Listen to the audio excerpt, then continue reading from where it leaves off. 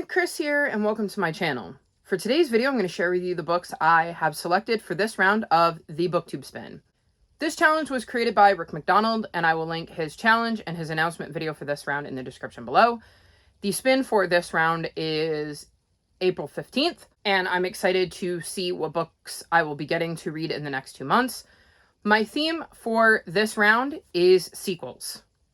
One of my reading goals in 2022 was to work on reading series, and I'm finding numerous ways to do that, and I figured that this round of the Booktube Spin would be another great way to continue that tradition. So without further ado, I'm going to dive into the 20 books in a series that I have picked for this round of the Booktube Spin. Number 1, The Case of the Bizarre Bouquet by Nancy Springer. This is the third book in the Enola Holmes series, and it's a Sherlock Holmes retelling that kind of falls on the far end of middle grade or the early end of YA, depending on the child.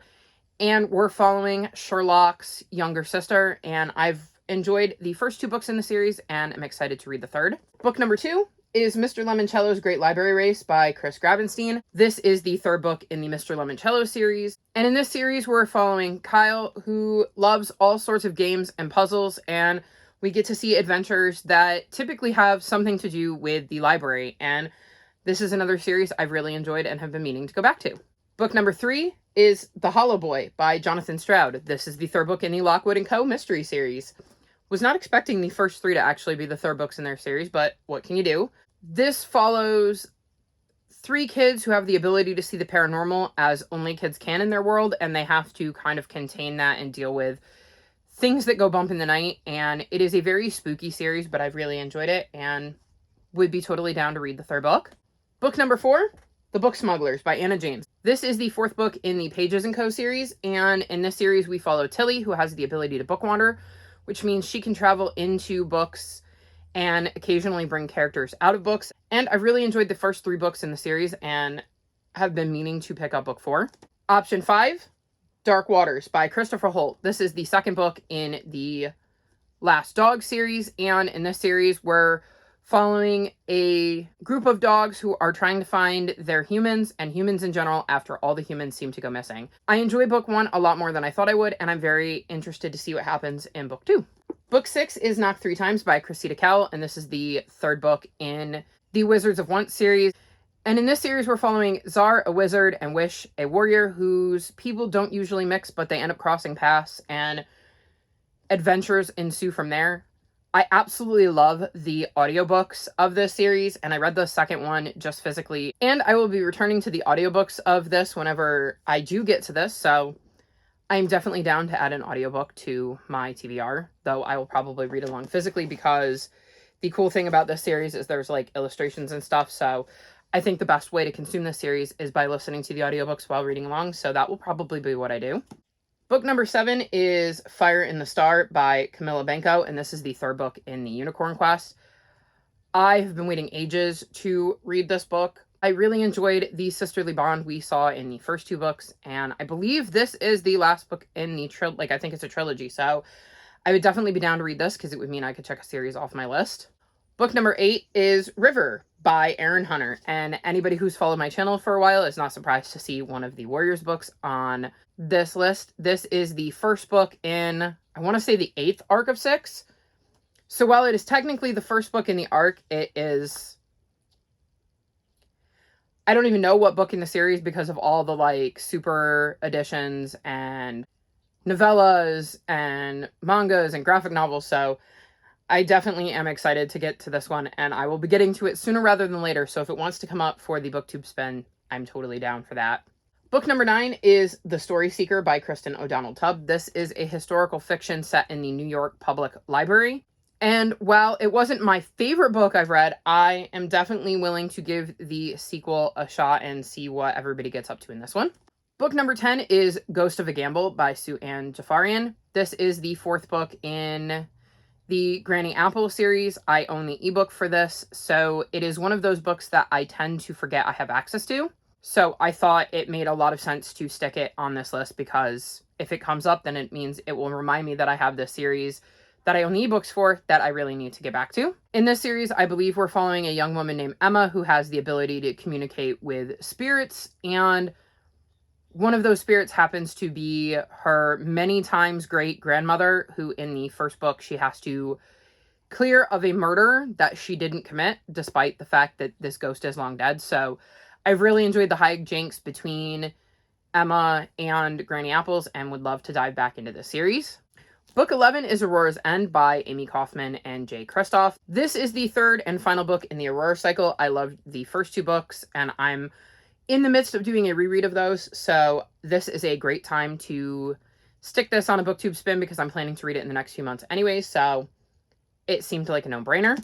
Book number 12 is Curse of the Forgotten City by Alex Astor. This is the second book in the Emblem Island series. I really enjoyed the first book and read it last month, and when I realized book 2 was out, I immediately requested it from my library so that I wouldn't get so far behind in this series since I had just started another one. This is a book that has some mythology on it, and each of the characters has an emblem that dictates something they're going to be good at, and I am curious after the events of book 1 to see what happens in book 2, and since it's another book I'm going to be reading in the next few months, it again seemed like a no-brainer to stick it on this list. Book 13 is Dear Luna by Amber Crawley. This is the third book, and I believe final book, in the On Luna Time series, or the Luna series, whatever it's called. I recently read book 2, and this was a series I had forgotten about, so when it came out of my TBR jar, I was pretty happy with the reminder that I needed to read it, and while all of the details of book 2 are fresh in my mind, I figured I would try to get to book 3 in a timely manner, so I put this one on the list. Book 14 is Landfall by Jennifer Lynn Alvarez. This is the third book in the Guardian Herd series. In this series, we're following a Black Pegasi who is a little different than everybody else in his herd. Black Pegasi are said to have magical powers, and he has to try to survive because usually Black Pegasi are killed before their first birthday. I've really enjoyed this series and would like to continue it so I can hopefully wrap it up with book 4 since I just recently read book 2, so another easy choice. Book 15 is Pilgrims of Rain by DJ McHale. This is the 8th book in the Pendragon series, and Pendragon was a series I had hoped to complete last year and didn't. So I would like to finish that up this year. I had been doing a reread of it with the hopes that I would catch up to where I was because I didn't know if I had ever finished it. So I don't know if this is one of the ones I've read, so I'm very excited to get back into the series at some point. If not now, then hopefully before the end of the year. Book 16 is A Case of Cat and Mouse by Sophie Kelly. This is book like 12 or 13 in the Magical Cats mystery series, and we're following a librarian named Kathleen who solves murder mysteries with the help of two very special cats, Owen and Hercules. I've absolutely loved this series and would absolutely love to dive back in if it should come up as one of the numbers for a Booktube Spin. Book 17 is Warrior Princess by Jodi Lynn Anderson. This is the third and final book in the Maybird trilogy. I picked this because I enjoyed the first two books in the trilogy and would like to finish the trilogy out. Based on the events of book 2, I'm very curious to see where book 3 goes, so I would definitely be down if this came up because it would mean I would be able to knock a series off my list. Book 18 is The Icing on the Corpse by Liz Magavero. This is the third book in the Positively Organic series. This was a series I had hoped to catch up on in the year 2022, so it seemed like an obvious choice to stick on this list. It is a cozy mystery series, and I enjoyed the first book, and the second book is actually on my April TBR, and I haven't got into it yet, but I definitely will, so I will hopefully be able to continue the series on in May or June. Book 19 is How to Get Away with Myrtle by Elizabeth C. Bunce. This is another ebook that I own that I tend to forget I own. This is the second book in the series. I enjoyed book 1, and it is a series that I forget that I started, so I thought it was another great addition to this list because it could force me to continue on with it, even though basically every series on this list is one I want to continue.